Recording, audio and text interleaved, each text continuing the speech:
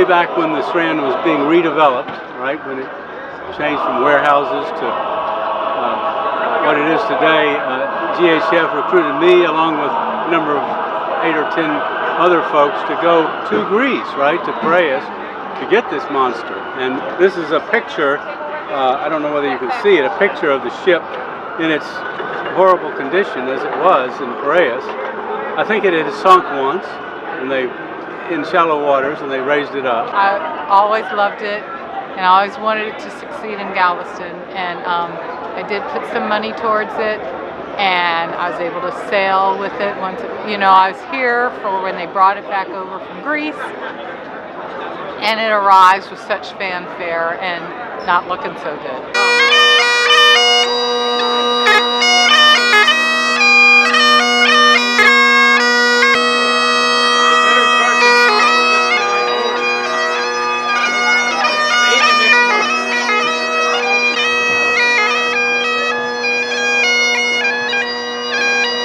Well, I met Michael when he first came into town, and he was selling the idea of buying some old ship hulls around the world, and he met Paulie Guido, and he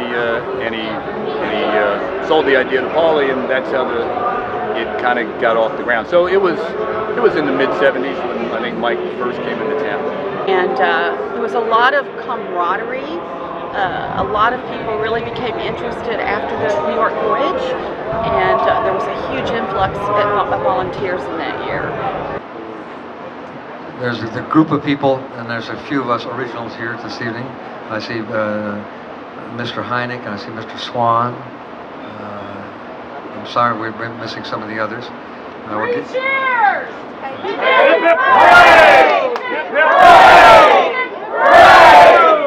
And thank you. I tell you what, the thing that makes me feel like this whole operation was worthwhile is the many thank yous I've had this evening for helping Paulie arrange the ship and this little celebration.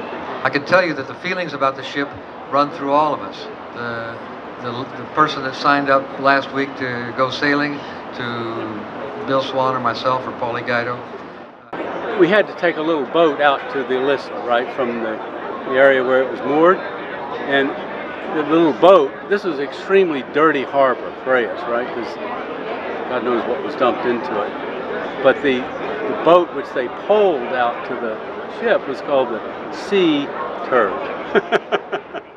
Please raise a glass with me to Michael Kramer and Paulie Guido for having the vision and the courage to do this. Thank you, Michael. Thank you, Paulie, wherever you are. Yeah, that was it. We wrapped it up. We went over there. Everyone had high expectations. They sent the mast. They sent the sails. They sent the deck.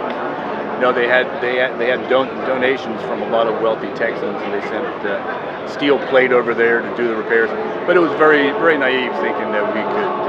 It turns out it was very naive of us to think that we could sail it back. I would say that some of my best experiences ever are down here at the ship, and I still support her as an after guard member, and you know, hopefully get to sail one day a year or something. But I love the ship, love her. Carry 'em along. And the dove up for the shining man.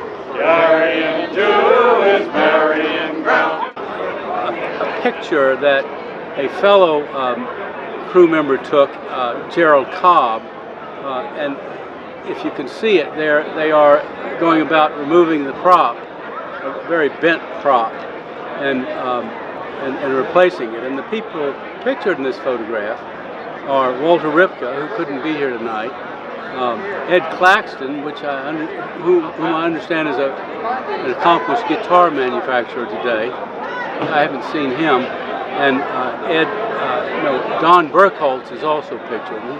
Rest in peace, Don. He passed away. In South Australia I was born. Come away, haul away. In South Australia I was born. We're from South Australia. Haul away your